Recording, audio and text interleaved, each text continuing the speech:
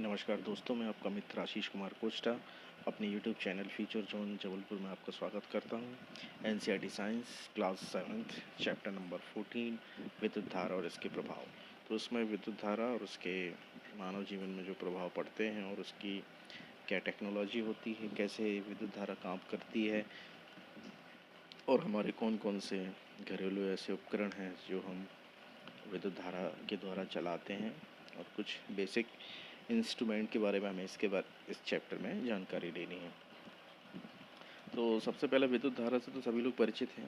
जितने भी काम हमारे घर में होते हैं ज़्यादातर इलेक्ट्रिसिटी से ही होते हैं और लाइफ चेंजिंग डिवाइस है ये ह्यूमन लाइफ में, और बहुत बड़े बड़े क्रांतिकारी परिवर्तन आ रहे हैं। तो सबसे पहले इसमें टॉपिक में देखिए विद्युत अवयवों के प्रतीक।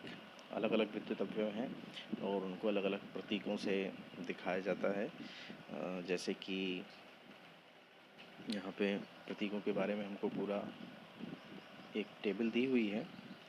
विद्युत सेल का प्रतीक, विद्युत सेल ये फिगर है और ये इसका प्रतीक है। इसी तरीके से विद्युत बल्ब, स्विच ऑन और स्विच ऑफ ये बैटरी है। बैटरी मतलब जब दो या दो से अधिक सेलों को किसी संयोजन क्रम में जोड़ा जाता है जिससे कि उससे जो विद्युत मिले वो ज़्यादा मिले तो उसको बैटरी कहा जाता है। और इसको जोड़ने के लिए हमेशा देखिए यहाँ पे ये जोड़ने का तरीका बताया है। एक सेल का जो नेगेटिव है वो एक सेल का नेगेटिव दूसरे सेल के पॉजिटिव से जोड़ा जाता है, तब इलेक्ट्रिसिटी प्रोड्यूस होती है। कुछ सॉकेट यहाँ पे दिए हुए हैं, लकड़ी का सॉकेट है और अगले पेज में ये प्लास्टिक के सॉकेट ये एग्जाम्पल दिए हुए हैं। तो ये नॉर्मली चीज़ें हैं जो हम घरों में यूज़ कर रहे हैं अपने, और सभी लोग इससे परिचित हैं। इस तरह से सेलों को अगर जोड़ा जाता है तो एक का प्लस माइनस, फिर प्लस माइनस, फिर प्लस माइनस, इस तरह से इनको जोड़ा जा सकता है। तो ये नॉर्मल है। संयोजी तार है। संयोजी तार मतलब वो तार होता है जो विद्युत परिपथ बनाने के लिए प्रयोग किया जाता है, जो आमतौर पे घरों में हमारे जो तार प्रयुक्त होता है। जैसे आपका अगर मेन बोर्ड से ट्यूबलाइट तक अगर वायर आया है छत की सीलिंग में, तो वो संयोजी तार के द्वारा वायर आएगा जो संयोजी तार कहलाएगा। और संयोजी तार जो है ये बहुत महत्वपूर्ण भूमिका निभाते हैं और ये ऐसे धातु के बने होते हैं जो कि विद्युत प्रवाहित होने पर बहुत अधिक गर्म नहीं होती है, और अगर ये गर्म हो जाती है तो तार नष्ट हो सकता है। इसलिए उच्च गलनांक वाली धातुओं के संयोजी तारों का हम प्रयोग करते हैं। इसके पश्चात खुला परिपथ और बंद परिपथ, ये एक कॉन्सेप्ट है, ये आपको जानना बहुत ज़रूरी है।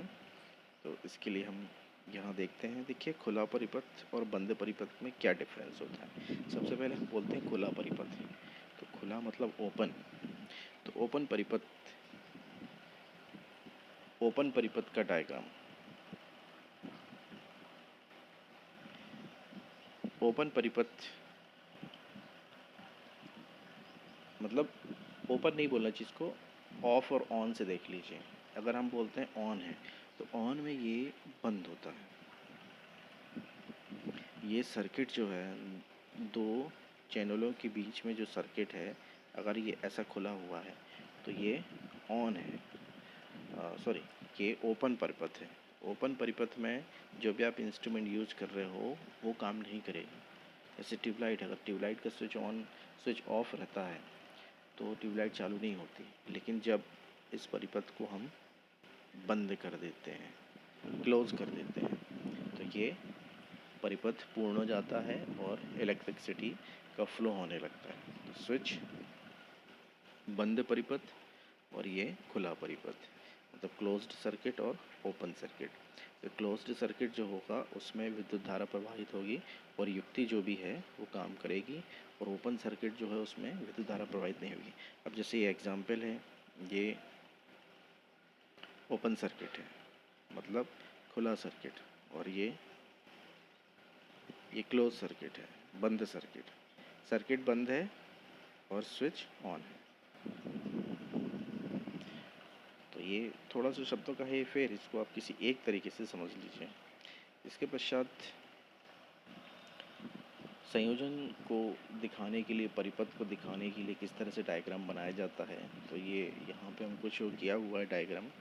देखिए ये एक क्लोज्ड सर्किट है और क्लोज्ड सर्किट में ये बंद है, मतलब ये इलेक्ट्रिसिटी जो बैटरी से होके जा रही है यहाँ मिलेगी और ये जो विद्युत बल्ब है ये प्रकाशमान है।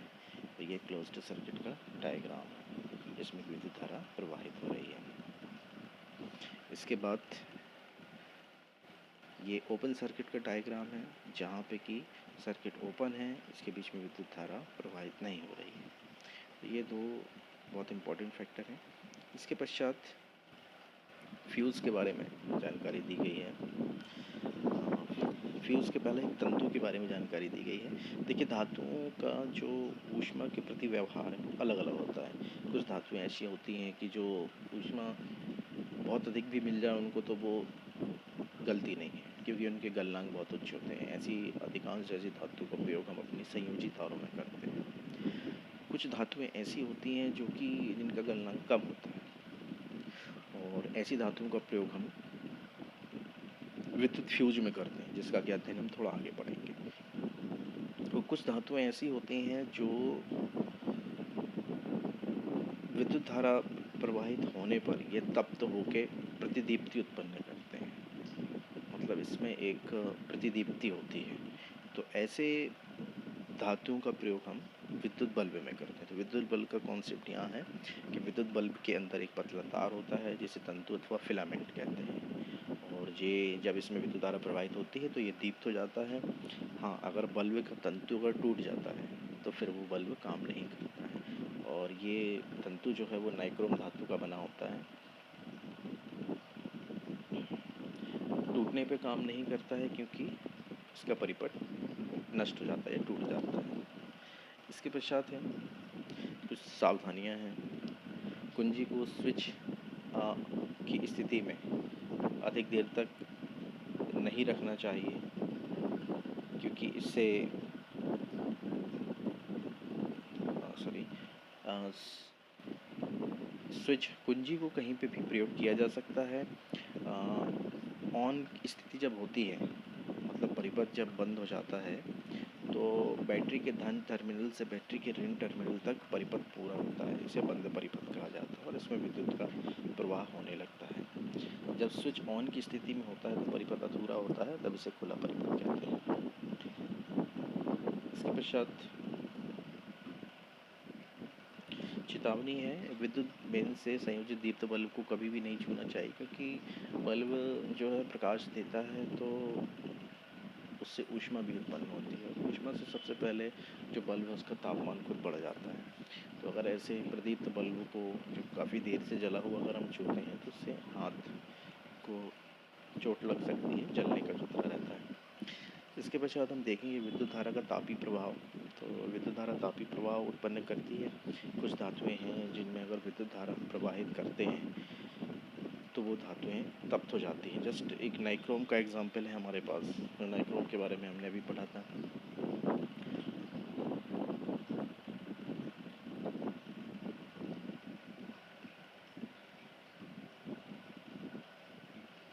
ये सावधानी है कि स्विच को ऑन की स्थिति में अधिक समय तक नहीं रखना चाहिए। ऐसा करने से सेल दुर्बल हो जाते हैं। यदि आप यूज़ नहीं कर रहे हो तो सेलों को परिवर्तित करके रखना चाहिए या अलग अलग करके रखना चाहिए। इसके पश्चात जब किसी तार से कोई विद्युत धारा प्रवाहित होती है तो वह तप्त हो जाता है। इसे विद्युत धारा का तापी प्रभाव कहते हैं। और हमारे घर में ऐसे कई इंस्ट्रूमेंट हम यूज करते हैं जो विद्युत धारा के तापी प्रभाव पर काम करते हैं। सबसे बड़ा एग्जाम्पल इसमें विद्युत प्रेस है, हीटर है जिससे खाना बनाते हैं, पानी गर्म करने की रॉड है, विद्युत तापक हैं। इन सभी में तारों की कुंडली का प्रयोग किया जाता है और विद्युत तापन अवयव या एलिमेंट कहा जाता है। और विद्युत मेन से जब इन युक्ति को स्विच ऑन की स्थिति में जोड़ा जाता है तब इनके अवयव रक्त तप्त होकर ऊष्मा देने लगते हैं। जैसे इसमें एक फिगर बना हुआ है, ये हीटर है। इसको खाना बनाने से लेके बहुत सारे कामों में यूज़ किया जाता है। फिर अब जो ऊष्मा इसमें उत्पन्न हो रही है ये किस पे निर्भर करती है?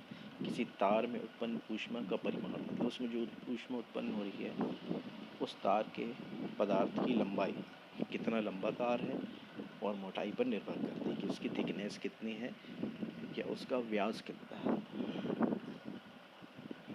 तथा विभिन्न आवश्यकताओं के लिए विभिन्न पदार्थों तथा विभिन्न लंबाई एवं मोटाई के तार प्रयोग किए जाते हैं। तो ये इसकी और सूक्ष्मता से अध्ययन हम आगे की क्लास में करेंगे। बस आपको ये समझना है कि तार की लंबाई, तार की मोटाई और तार के पदार्थ पर विद्युत धारा के परिमाण निर्भर करता है या ऊष्मा का परिमाण निर्भर करता है। और विद्युत संयोजी परिपथ विद्युत परिपथ की जो संयोजी तार है उसके बारे में यहाँ जानकारी दी है कि ये तार सामान्यतः गर्म नहीं होते हैं। इसके विपरीत कुछ विद्युत संधारित्रों के अवयव अत्यधिक गर्म हो जाते हैं कि आसानी से दिखाई देते हैं, जैसे विद्युत बल्ब।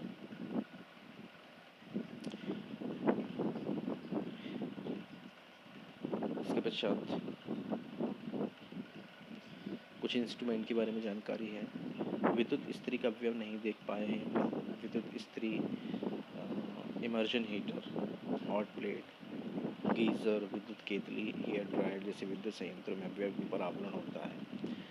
तो ये जो आवरण होता है ये तापन अवयव कहलाता है। ये गर्म होकर हीट प्रदान करता है।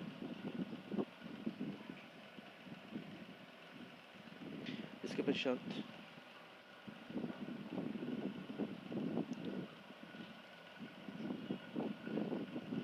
विद्युत तंतु। विद्युत तंतु बहुत गर्म होकर तप्त हो जाते हैं और दीप्त होकर प्रकाश देना आरंभ कर देते हैं। और बहुत अधिक परिमाण की विद्युत धारा प्रवाहित होती है तो तार अत्यधिक तप्त हो जाते हैं और पिघलकर टूट सकते हैं। इसके पश्चात जो आधुनिक जीवन में हम प्रकाश के लिए युक्तियों का प्रयोग करते हैं उसके बारे में वर्णन है। विद्युत बल्ब, ट्यूबलाइट, CFL और LED।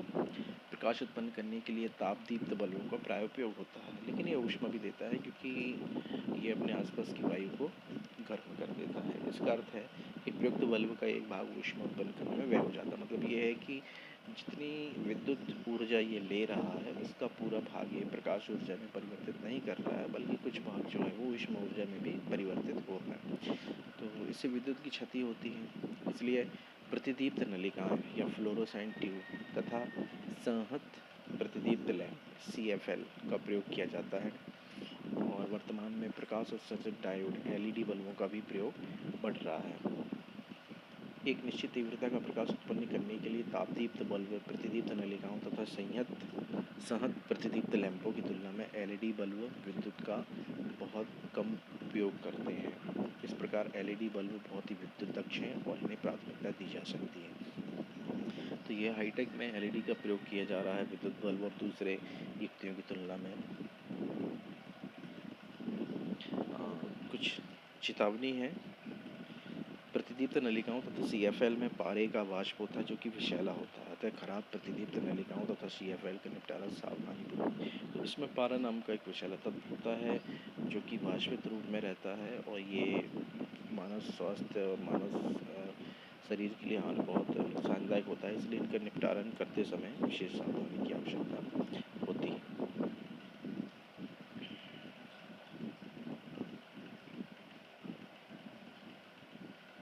इसके पश्चात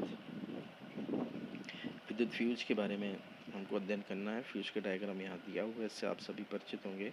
सभी के घर में ये होता है और ये फ्यूज उड़ना, ये एक शब्दावली का हम प्रयोग करते हैं कि फ्यूज उड़ गया। तो एक्चुअली में क्या होता है इसको हमको देखना है। सबसे पहले तो ये धातु का पतला तार होता है जो कि हमारे घर के विद्युत प्रवाह में बीच में एक जुड़ा होता है। मतलब विद्युत घर का जो विद्युत कनेक्शन है और बाहर से जो खंभे से जो बिजली आ रही है उसके बीच में जुड़ा होता है। तो कुछ विशेष पदार्थों के बने तारों से जब अधिक विद्युत धारा प्रवाहित होती है तो वे शीघ्र ही पिघलकर टूट जाते हैं। इन तारों का उपयोग विद्युत फ्यूज़ बनाने में किया जाता है। मतलब ये ज़्यादा विद्युत धारा को अपने में से गुजरने नहीं देता और ये विद्युत की मात्रा अगर निश्चित मात्रा से अधिक होती है तो ये जल जाता है, ये गल जाता है। सभी भवनों में प्रत्येक विद्युत परिपथ में फ्यूज़ लगाए जाते हैं। प्रत्येक विद्युत परिपथ में प्रवाहित की जा सकने वाली विद्युत धारा की कोई अधिकतम सीमा होती है। जैसे तो हमारे घर में जो भी इंस्ट्रूमेंट हम यूज कर रहे हैं उसमें इलेक्ट्रिसिटी फ्लो होने की है, विद्युत धारा प्रवाहित होने की एक अधिकतम सीमा होती है, और उससे अधिक सीमा की बिजली अगर कभी प्रवाहित हो जाती है तो घर के सारे उपकरण नष्ट हो सकते हैं। इसलिए उस सीमा से कम, थोड़ा कम या बहुत कम सीमा वाला तार जो है वो फ्यूज के रूप में हम प्रयुक्त करते हैं, जिससे कि अगर विद्युत का प्रवाह ज़्यादा होता है तो वो फ्यूज नष्ट हो जाता है, जिससे घर के इंस्ट्रूमेंट खराब होने से बच जाते हैं। यदि परिपथ में उचित फ्यूज लगा है तो विद्युत धारा का मान बढ़ने से वह पिघल जाएगा, जिससे परिपथ टूट जाएगा। परिपथ टूट जाता है और हमारे उपकरण नष्ट होने से बचते हैं। अगर फ्यूज सुरक्षा युक्ति है जो विद्युत परिपथ की क्षति तथा संभावित आग के प्रति सुरक्षा प्रदान करता है। तो ये इसका इम्पोर्टेंस है कि जो संभावित क्षति हो सकती है उच्च विद्युत प्रवाह से, और जो आग वगैरह लग सकती है उससे रक्षा होती है। अब इसके साथ में विद्युत परिपथ में अत्यधिक विद्युत धारा प्रवाहित होने का एक कारण विद्युत तारों में परस्पर सीधा संपर्क हो जाना। हाँ, जब विद्युत की तारों में परस्पर सीधा संपर्क हो जाता है तो विद्युत धारा जो है वो शॉर्ट मार्ग से प्रवाहित हो जाती है, या ये बोलें कि उस सर्किट में जितनी विद्युत धारा प्रवाहित होनी है उसकी मात्रा एकदम से बढ़ जाती है, या जो संयोजी तार हैं अगर उसके ऊपर का जो आवरण है वो अगर नष्ट हो जाए और उनमें आपस में अगर संपर्क हो जाता है तो उस स्थिति में भी विद्युत का प्रवाह एकदम से बढ़ जाता है, जिसको शॉर्ट सर्किट कहा जाता है, और ऐसी स्थिति में आग लगने की संभावना होती है। तो ये फ्यूज़ की युक्ति जो है ये ऐसी स्थितियों से भी बचाती है। कुछ और फ्यूज़ के टाइप यहाँ पे दिए हुए हैं जो अक्सर मोटरसाइकिलों में भी प्रयोग किए जाते हैं। इसके पश्चात नवीनतम जो फ्यूज़ यूज किए जाते हैं, फ्यूज़ नहीं, उनको हम लघु परिपथ विच्छेदक कहते हैं, एमसीबी, और इसका प्रयोग घरों में किया जाता है। और ऐसी स्थिति में जैसे फ्यूज या शॉर्ट सर्किट की स्थिति में ये अपने आप नीचे डाउन होके, ये कंडीशन जो है जिस कंडीशन में डायग्राम बना है ये नीचे है, ये डाउन है, मतलब ये इसने उस कमरे में, जिस कमरे का ये कनेक्शन में जिसमें ये जुड़ा हुआ, उस कमरे में इलेक्ट्रिसिटी की सप्लाई इसने बंद कर दी है। ऑन की स्थिति में ये ऊपर हो जाता है।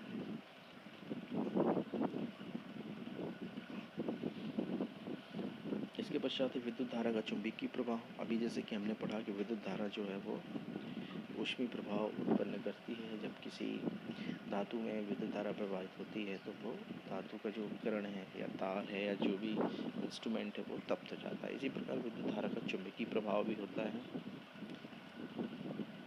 इसके लिए एक प्रयोग दिया हुआ है कि माचिस की एक डिब्बी में तार लपेटकर उसके अंदर चुंबकीय सुई रखकर उसको एक परिपथ से जोड़ के अगर विद्युत प्रवाहित की जाए तो चुंबकीय सुई में विक्षेप होता है। चुंबकीय सुई एक लघु चुंबक होती है जो उत्तर दक्षिण को संकेत करती है, और जब हम इसके निकट कोई चुंबक लाते हैं तो सुई विक्षेपित हो जाती है, मतलब सुई में मैग्नेटिक फील्ड, सुई जो है वो मैग्नेटिक फील्ड को महसूस करती है। इसके पश्चात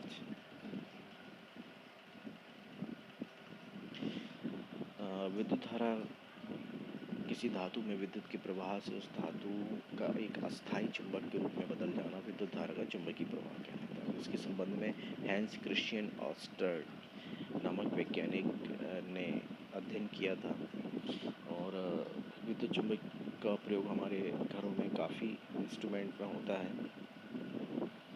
इसके बारे में हम पढ़ेंगे।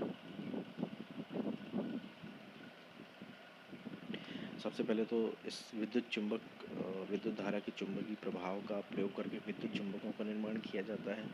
विद्युत धारा प्रवाहित करने पर कुंडली चुंबक की भांति व्यवहार करती है। ये विद्युत चुंबक संबंधित प्रयोग दिया हुआ है, जिसमें एक कील को तार से लपेटा हुआ और एक सर्किट में इसको जोड़ा गया है।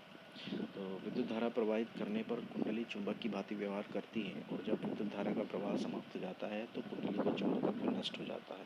इस प्रकार की कुंडली को विद्युत चुंबक कहते हैं।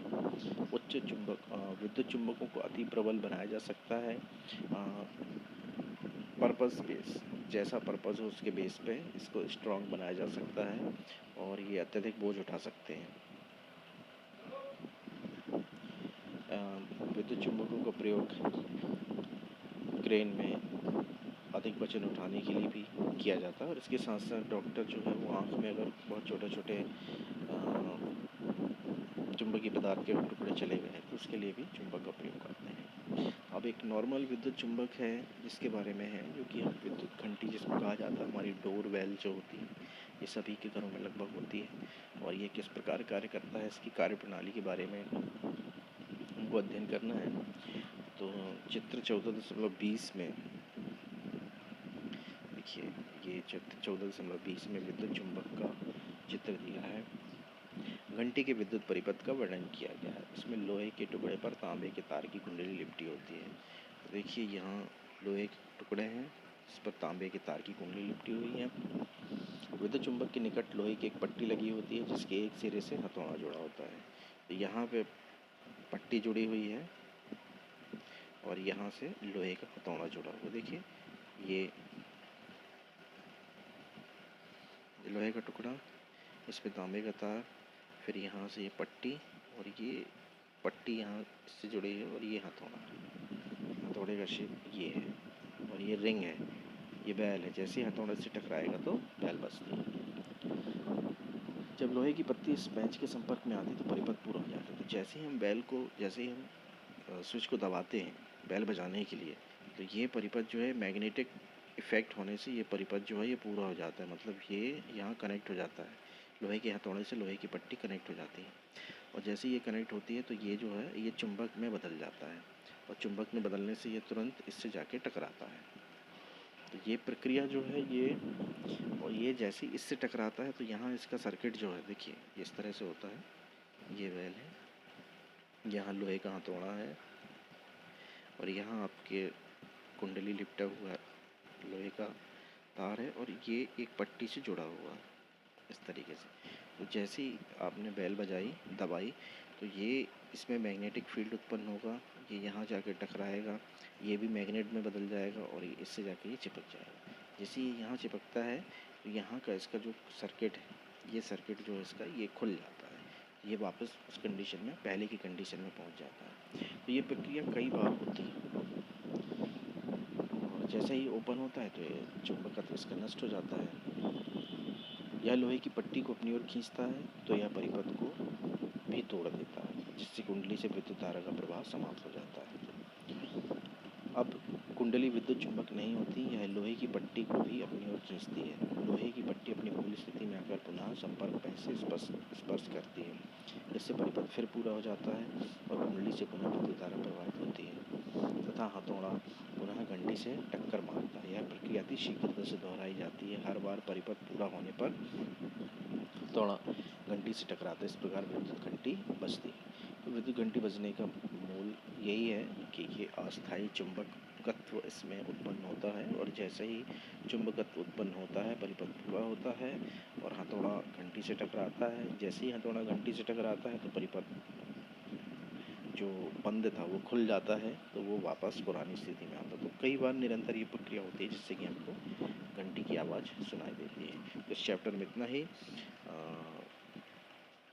अगर आपको वीडियो अच्छा लगता है तो कॉन्सेप्ट अगर आपको क्लियर हो रहा है तो आप मेरे यूट्यूब चैनल फ्यूचर जबलपुर को लाइक और सब्सक्राइब कर सकते हैं। बहुत बहुत धन्यवाद।